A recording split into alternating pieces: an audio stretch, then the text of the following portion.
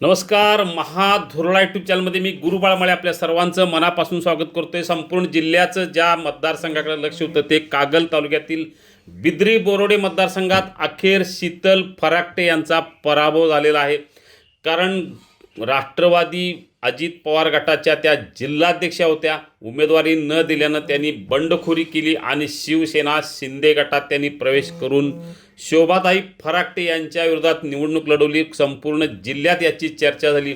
थेट तत्कालीन उपमुख्यमंत्री अजित पवार यांनी सुद्धा त्यांना समजूत घालण्याचा प्रयत्न केला. मंत्री हसन मुश्रीफ यांनी समजूत घालण्याचा प्रयत्न केला, पण शीतल फराकटे ऐकल्या नाहीत. त्यांनी उमेदवारी मागितली, उमेदवारी न मिळाल्यामुळं बंडखोरी केली. तिथं बिद्री बोरोडे मतदारसंघात शोभाताई फराकटे विरुद्ध शीतल फराकटे अशी लढत झाली.